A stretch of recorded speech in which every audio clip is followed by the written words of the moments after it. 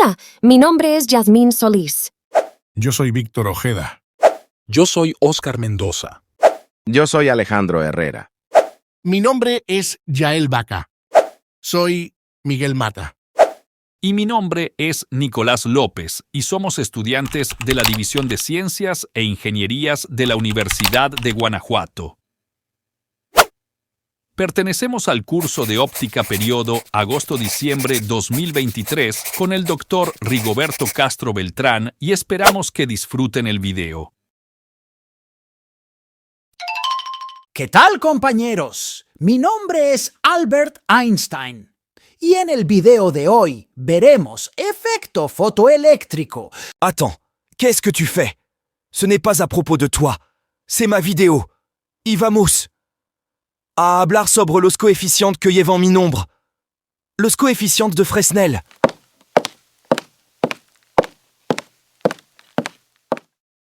Muy bien.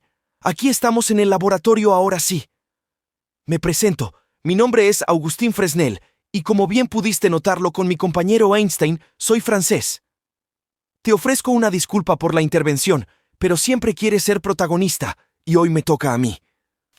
Pero bueno, te tengo una pregunta. ¿Alguna vez te has preguntado cómo funcionan las gafas de sol, las lentes de cámaras o incluso los espejos? Bueno, hoy vamos a adentrarnos en el mundo de la óptica y descubrir el papel crucial que desempeñan mis coeficientes. Perdón, los coeficientes de Fresnel. Pero antes de sumergirnos en los detalles, hagamos un rápido viaje al pasado. En el siglo XIX, cambié la manera de entender la luz y su comportamiento. Por aquí te dejo algunos retratos míos. No solo contribuí a la teoría de la luz, sino que también diseñé un nuevo tipo de lente, la lente de Fresnel, que se utiliza en faros, proyectores y otras aplicaciones clave.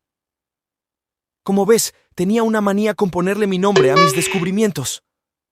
Ahora, más de 2 siglos después, los coeficientes de Fresnel siguen siendo fundamentales en la tecnología moderna. Estos coeficientes son clave en la reflexión y la refracción de la luz en diferentes medios, y son la base de muchas innovaciones que utilizamos todos los días. ¿Y por qué debería importarnos esto? La respuesta es simple. Los coeficientes de Fresnel son esenciales para comprender cómo la luz interactúa con nuestro mundo. Ya sea en aplicaciones médicas, electrónicas o incluso en la fotografía, el conocimiento de estos coeficientes nos permite diseñar dispositivos y tecnologías que mejoran nuestra vida cotidiana. Así que, únete a nosotros en este fascinante viaje a través del mundo de la óptica, mientras exploramos los coeficientes de Fresnel, su historia y su impacto en la ciencia y la tecnología. Prepárate para descubrir cómo la luz y la visión del mundo pueden ser moldeadas por estos conceptos fundamentales. Comencemos por entender qué son desde una perspectiva matemática simple. Los coeficientes de Fresnel se representan como dos valores, R y T, que describen la interacción de la luz con una superficie, ya sea al reflejarse o al transmitirse a través de ella. A continuación se muestra una ecuación, donde NL es el índice de refracción del medio inicial y N2 es el índice de refracción del medio final. La reflectancia R representa la fracción de luz reflejada y la transmitancia T, la fracción de luz transmitida. Ahora, desde una perspectiva física, podemos interpretar esto como el comportamiento de la luz cuando incide en una superficie. Cuando la luz pasa de un medio a otro, como del aire al vidrio o del agua al aire, parte de ella se refleja en la superficie y parte se transmite a través de ella. Para ilustrar esto en la vida cotidiana, vayamos primero a la playa. Para ilustrar esto en la vida cotidiana, pensemos en las gafas de sol. Cuando los rayos del sol inciden en las gafas, los coeficientes de Fresnel determinan cuánta luz es reflejada por la superficie de los lentes y cuánta llega a tus ojos, protegiéndote de la intensidad lumínica y el deslumbramiento. Ahora sí podemos regresar al aula para continuar con la clase. Otra aplicación común es en las cámaras fotográficas. Los recubrimientos antirreflejo en las lentes de la cámara se diseñan utilizando estos coeficientes para minimizar la pérdida de luz debido a la reflexión en la superficie, permitiéndote capturar imágenes más nítidas y brillantes.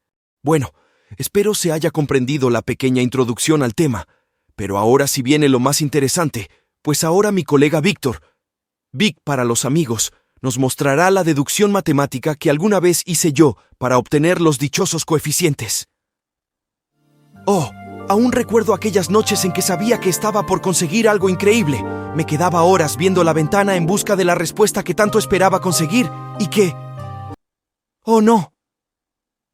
Una disculpa. Estoy divagando un poco.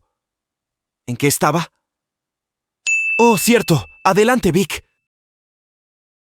Muchas gracias, Fresnel, por esa introducción. Como siempre, te la rifaste.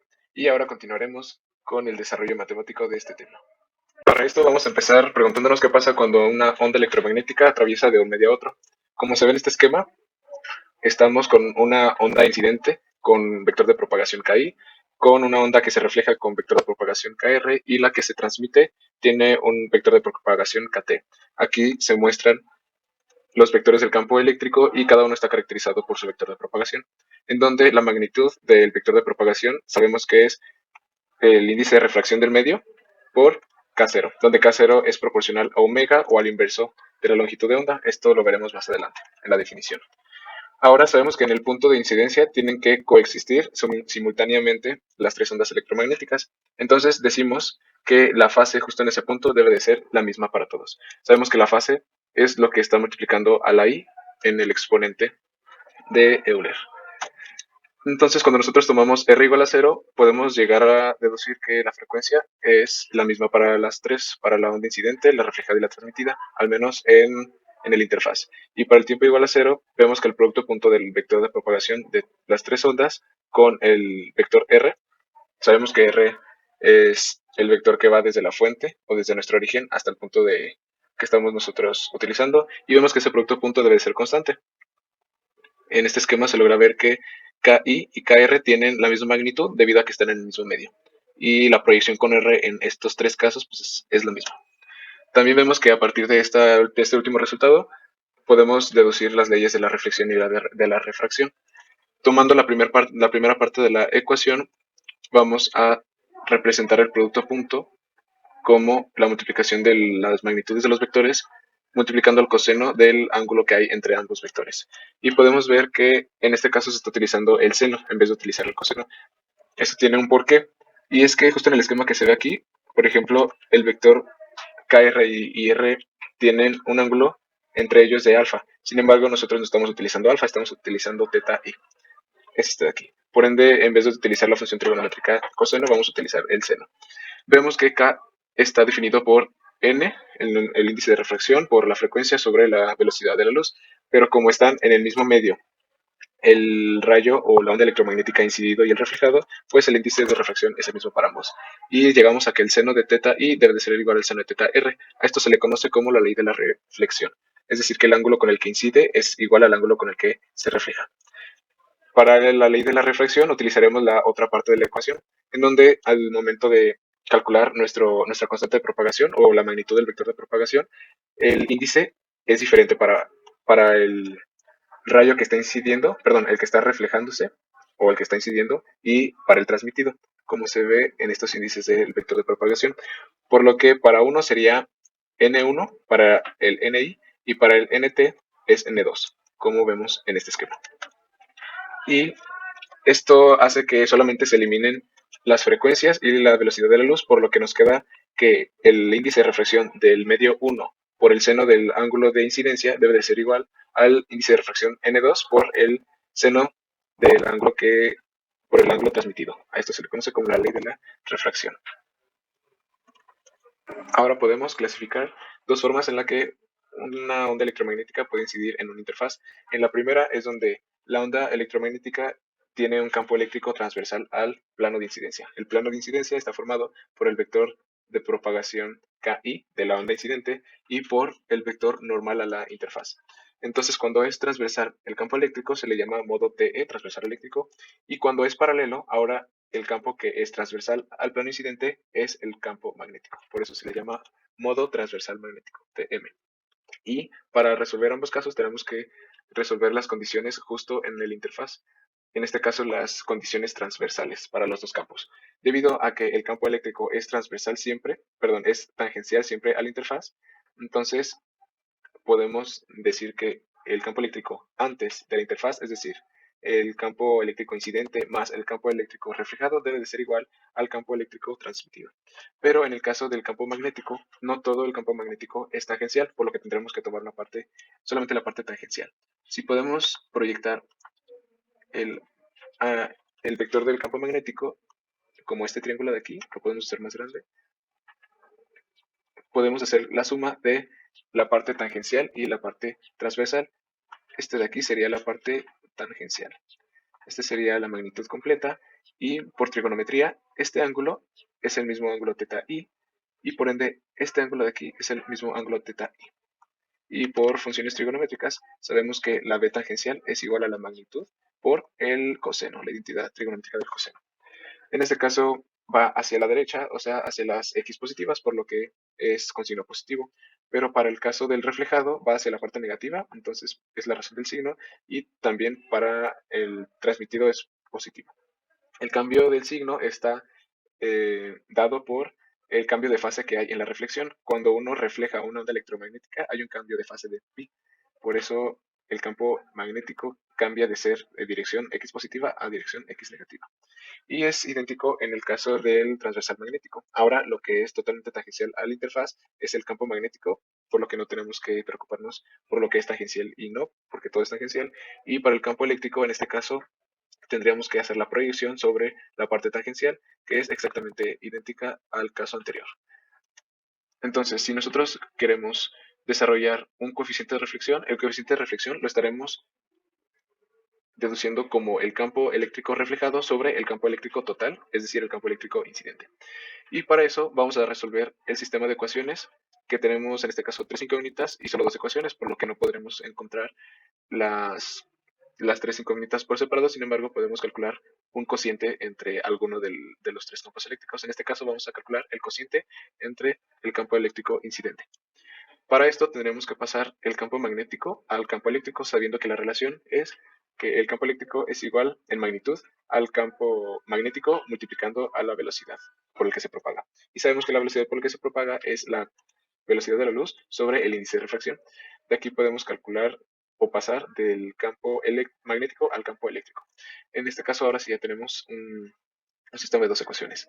Para calcular el índice o el coeficiente de reflexión, tenemos que sustituir el campo eléctrico transmitido justo en la ecuación de abajo. De esta forma solamente tendremos términos del campo eléctrico incidente y el campo eléctrico reflejado.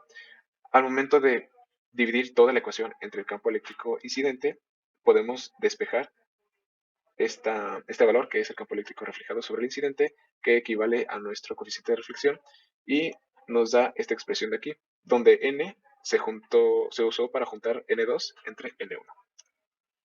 Pero en este caso, si queremos dejar este coeficiente de reflexión como función de θ i, tenemos que pasar θt, es decir, el ángulo de transmisión, lo tenemos que expresar en función del ángulo incidente. Para esto utilizaremos dos expresiones, que son la identidad trigonométrica, que el seno cuadrado más el coseno cuadrado del mismo ángulo debe ser igual a 1, y la ley de Snell, que acabamos de deducir, donde aquí mismo la n tiene contenida al n2 sobre el n1. Entonces, si nosotros despejamos el coseno de la identidad trigonométrica, nos queda que es la raíz de 1 menos el seno cuadrado. Pero el seno cuadrado de t lo podemos calcular despejando de la ley de Snell. Y de esta forma podemos calcular el coeficiente de reflexión en términos de θ i totalmente. Y también existe lo que se le llama el coeficiente de transmisión. En este caso, vamos a despejar el campo magnético reflejado para poderlo sustituir. Está justamente en la misma expresión. ¿Para qué? Para que ahora tengamos solamente campo eléctrico transmitido y campo eléctrico incidente. De esta forma, al dividir toda la ecuación entre el campo eléctrico incidente y despejar esta expresión, podemos llegar a que el coeficiente de transmisión es esta otra expresión. De igual forma, se presenta en términos de coseno del ángulo de transmisión, pero se llega, mediante el procedimiento anterior, a usar una expresión en términos del ángulo de incidente. Ahora vamos a ver las diferentes formas en las que una onda electromagnética puede incidir en una interfaz. En el primer caso, es donde el campo eléctrico es transversal al plano de incidencia. El plano de incidencia está conformado por el vector de propagación KI, incidente, y el vector normal al interfaz. Entonces, en este primer caso es donde el campo eléctrico es transversal y el magnético es paralelo. Y en el caso donde es transversal magnético, ahora el campo magnético va a ser el transversal al plano de incidencia y el campo eléctrico será el paralelo. En este caso tendríamos que usar condiciones en ambos campos, pero las condiciones tangenciales al interfaz. En el primer caso transversal eléctrico, el campo eléctrico es totalmente tangencial a la interfaz, por lo que no nos tenemos que preocupar por proyectarlas. En este caso, el campo eléctrico antes de la interfaz es el campo eléctrico incidente más el campo eléctrico reflejado, debe de ser igual al que hay después de la interfaz, el cual es el campo eléctrico transmitido. En el caso del campo magnético, no todo es tangencial, por lo que habrá una parte transversal y la otra tangencial. Si nosotros hacemos más grande esta proyección del campo magnético, en donde esta parte es la parte tangencial, pues sabemos por trigonometría que este ángulo θ i es igual a este ángulo θ i y que es igual a este ángulo θ i. Entonces, usando las funciones trigonométricas, sabiendo que esta es la magnitud, el campo magnético que es tangencial a la interfaz sería la magnitud por el coseno del ángulo incidente, como lo vemos en esta expresión. En el caso del campo magnético reflejado, tiene un signo menos, debido a que está apuntando hacia las X negativas, y para el campo magnético transmitido también es positivo. Este cambio de signo en el campo eléctrico reflejado es debido al cambio de fase que existe en la reflexión de una onda electromagnética, ya que el cambio de fase siempre es de pi, representado por un signo negativo en la fase. Perdón, no en la fase, sino en el signo del campo magnético. Y ahora en el modo transversal magnético es exactamente lo mismo. Ahora no nos tendremos que preocupar por la proyección del campo magnético, pero sí nos tendremos que preocupar por la proyección del campo eléctrico para que sea tangencial, al menos al usar las condiciones tangenciales a la interfaz. Vamos a desarrollar algo que se le llama coeficiente de reflexión. El coeficiente de reflexión es simplemente dividir el campo eléctrico reflejado entre el campo eléctrico total que ha sido el incidente. Esto lo podemos hacer resolviendo un sistema de ecuaciones de dos ecuaciones, pero con tres incógnitas. Es por ello que tenemos que calcular una relación y no solamente en vez de calcular cada uno de los valores o cada uno de los campos eléctricos. Para esto tenemos que transformar del campo magnético al campo eléctrico, sabiendo que el campo eléctrico es igual al campo magnético multiplicando a la velocidad de propagación en el medio. Y la velocidad de propagación en el medio es la constante c, que es de la velocidad de la luz, sobre el índice de refracción del medio. De aquí despejando B podemos calcular el campo magnético en términos del campo eléctrico. Ahora, simplemente sustituyendo el campo eléctrico transmitido, justamente en esta ecuación de abajo, tendremos toda la ecuación en términos del campo incidente, campo eléctrico incidente y campo eléctrico reflejado. Dividiendo todo entre el campo eléctrico incidente, podemos despejar esta expresión de acá, el cual es igual al coseno de θ i menos el índice de reflexión coseno de θt. En este caso, está en términos del ángulo incidente y del transmitido, donde n está definido como el índice de reflexión 2 sobre el índice de reflexión n1.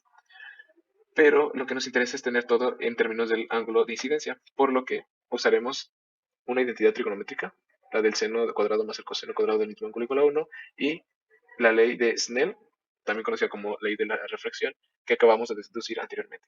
En este caso, la n representa la división, como vimos anteriormente, n2 entre n1, y despejando el coseno de la identidad, sabemos que es esta raíz. Ahora multiplicándolo por n, pues es la raíz multiplicada por n. Y despejando la función seno de θt de la ley de Snell, podemos llegar a esta expresión, que nos da justamente el coseno del ángulo transmitido multiplicando el índice de refracción n, que no es el índice de refracción, a la división de los índices de refracción. Y ahora podemos calcular también el coeficiente de transmisión, que en este caso es dividir el campo eléctrico transmitido sobre el campo eléctrico incidente. Esto lo conseguimos sustituyendo el campo reflejado como el campo eléctrico transmitido menos el incidido. En este caso tendríamos esta ecuación en términos de estos dos términos, ET y EI. Al dividir entre el campo eléctrico incidente podemos despejar esta expresión y obtenemos esta otra expresión que ya se le cambió el ángulo transmitido por el ángulo incidido como lo vimos anteriormente, ya que esto justamente es lo mismo n coseno de θ t. Ahora vamos a ver el coeficiente de reflexión para el caso del transversal magnético. Es exactamente lo mismo, hay que pasar del campo magnético al campo eléctrico mediante esta expresión y ahora va a ser un poco más complejo porque primero tenemos que despejar el campo eléctrico de esta expresión, esta ecuación 1, y pasando a dividir el negativo del índice de reflexión N2 y sustituirlo en esta ecuación 2, justamente aquí. Y vamos a hacer lo mismo, vamos a dividir toda la expresión entre el campo eléctrico incidente y despejamos esta división, lo cual nos dará esta otra expresión. Igualmente, el coeficiente n es igual a la división entre ambos índices de refracción. Usando las mismas identidades trigonométricas y la ley de Snell, podemos llegar al coeficiente de reflexión de Tm en función solamente del ángulo de incidencia. Y de una forma muy similar, desarrollamos el coeficiente de transmisión para el caso de transversal magnético.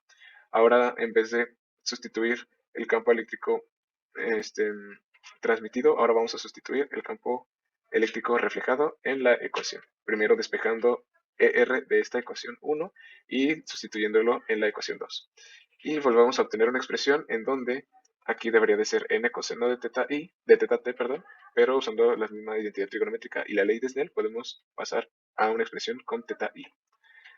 Y bajo esta condición del campo eléctrico tangencial en el interfaz, si dividimos todo entre el campo eléctrico incidente, pues aquí obtenemos un 1, aquí obtenemos RTE y aquí obtendremos TTE. Entonces podemos ver que esto nos lleva a la expresión de aquí a un lado.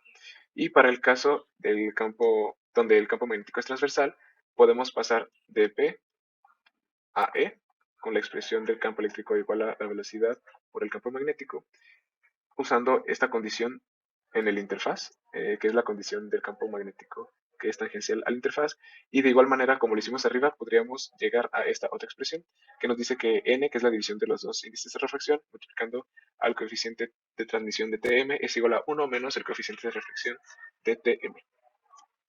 Y a continuación se mostrará una simulación o unas gráficas que se realizan en GeoGebra. Ahora mostramos las gráficas de los coeficientes de transmisión y de reflexión para ambos casos, transversal magnético y transversal eléctrico.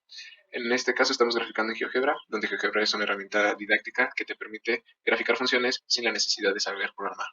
Se graficaron como funciones paramétricas utilizando la función curve de GeoGebra. Primero se coloca la variable independiente, después se coloca la función en función de la variable independiente, y si lo queremos acotar, colocamos la variable, coma, el límite inferior, coma, el límite superior. Y vemos que el comportamiento de los coeficientes de transmisión es muy parecida, va disminuyendo. El de reflexión de TE va disminuyendo también, es esta roja de aquí, RTE, es algo confusa con RTM, que está subiendo y que intersecta al eje Y. Esta intersección del eje Y se le conoce como ángulo de Bristol, que más adelante se va a mencionar, pero a continuación se muestra cómo graficar estos mismos coeficientes en Python, donde Python es un lenguaje de programación que es aceptado en la comunidad científica y será explicado por mi compañero Jair. Bueno, a continuación presentaré el código de Python para graficar los coeficientes de Fresnel. Será una breve explicación de cómo se implementó el software y de la interpretación de las gráficas. Lo primero es que importamos las librerías que utilizaremos, que es NumPy y Matplotlib, una para hacer los cálculos y otra para graficar. Y a diferencia de como lo hicimos en GeoGebra, aquí tenemos que definir un arreglo, que será donde evaluaremos los valores del ángulo incidente.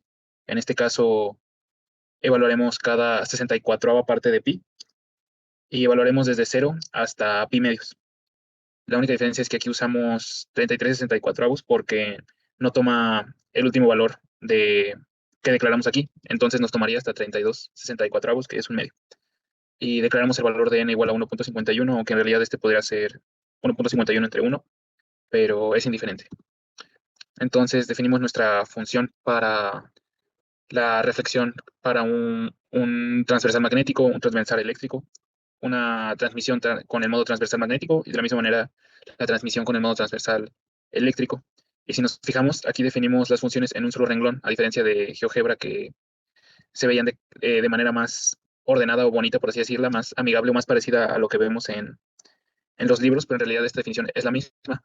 Aquí lo único que estamos haciendo es hacer uso de que como T, que en este caso T es nuestro ángulo de incidencia, hacemos operaciones sobre cada uno de los valores del arreglo T, que en realidad estamos haciendo la misma operación para el valor 1, que vale 0, para el valor 2, que vale 1/64 parte de pi, el valor 3, que vale 2/64 partes de pi, y así, etcétera, sobre todos los valores del arreglo.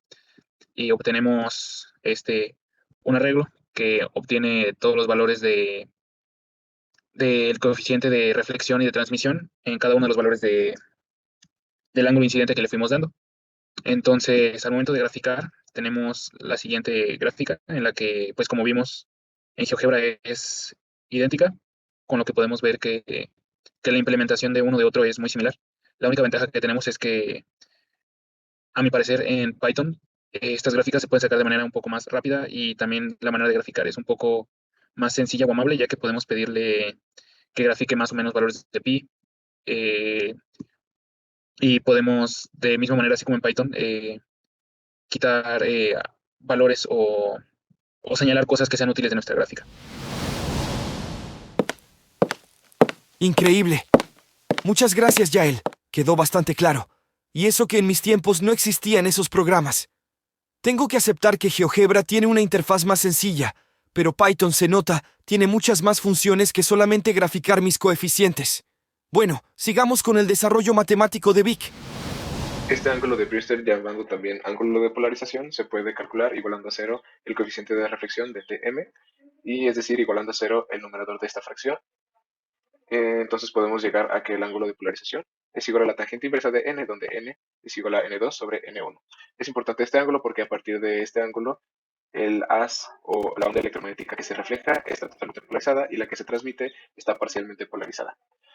Ahora llegamos a lo que es reflectancia y transmitancia, que esto viene a partir de la conservación de la energía. Sabemos que la potencia que incide debe de ser igual a la potencia que se refleja más la potencia que se transmite, pero la potencia está definida como la intensidad por el área.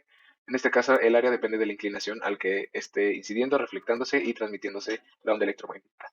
Entonces, el área es igual a A multiplicando el coseno de ese ángulo, pero el ángulo reflejado y el ángulo incidente es el mismo.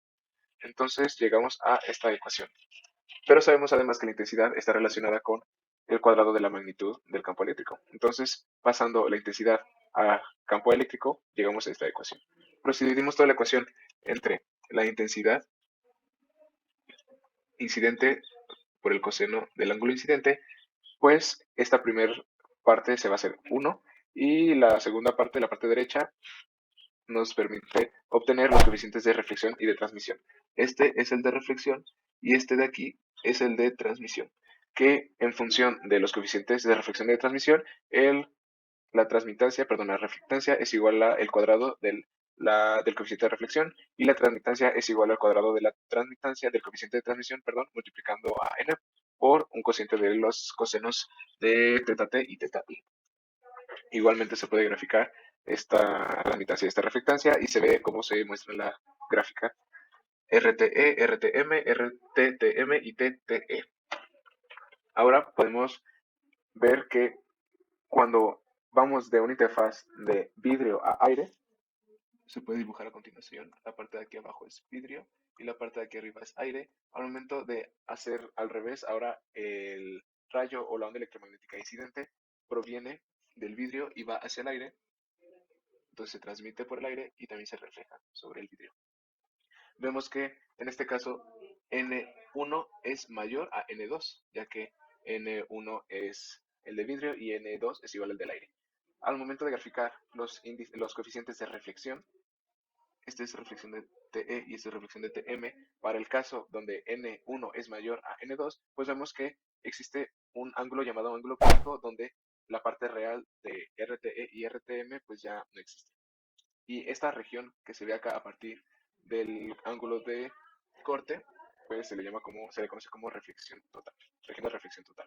Y es simplemente igualar a cero el denominador de RTM o de RT y vemos que el ángulo crítico es igual al inverso del seno de n. Igual se muestra a continuación una comparación de la reflectancia de interfaz aire-vidrio y de interfaz vidrio-aire. Igual aquí se puede ver el ángulo crítico y también se logra ver el ángulo de Brewster.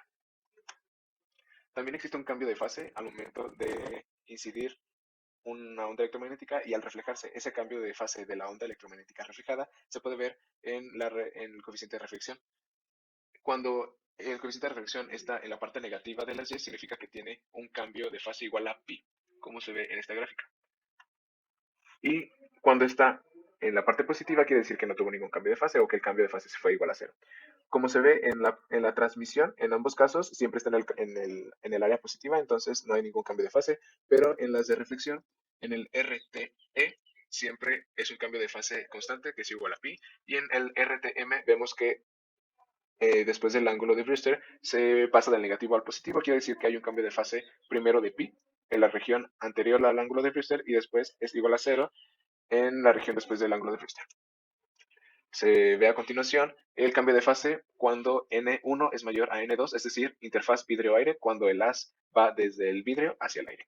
Y aquí habrá un cambio de fase diferente que ya no es de 0 ni de pi, sino que es una función que se deduce en la siguiente diapositiva. Ahora tendremos números imaginarios debido a la raíz, debido a que lo que hay dentro de la raíz se convierte en negativo, por ende la raíz se convierte en compleja. Al sacar el imaginario, pues podemos ver que la forma es de a menos ib sobre a más ib en el caso de RTE, y en el caso de RTM es menos n cuadrado a menos ib, y pues el complejo conjugado en la parte de abajo. El RTE se puede ver como e a la menos i alfa sobre e a la i alfa, multiplicando arriba y abajo por el módulo del número complejo, pero pues se eliminan en la fracción, y esto quiere decir que menos 2 alfa corresponde al cambio de fase phi. Y pues nosotros sabemos que la tangente de alfa es igual a menos b entre a, donde menos b pues podemos ver que es la raíz y a es el coseno. Entonces podemos calcular la tangente de alfa, y sustituyendo alfa aquí vemos que podemos despejar ahora sí ese ángulo de desfase que cruzado está aquí abajo. Hacemos exactamente lo mismo para RTM. La única diferencia es que aquí se le agrega un negativo y ese negativo se le asigna un cambio de fase de pi, como vimos anteriormente, y al hacer el mismo procedimiento, ahora la parte del denominador pues será n cuadrado por a, donde ya vimos que a es coseno de teta, y al despejar esta phi tm, que es el desfase, pues vemos que nos da esta otra función.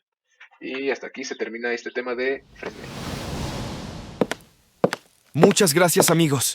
Bueno, la siguiente pregunta que probablemente te hagas es, ¿qué otras aplicaciones hay dentro de la ciencia y la industria?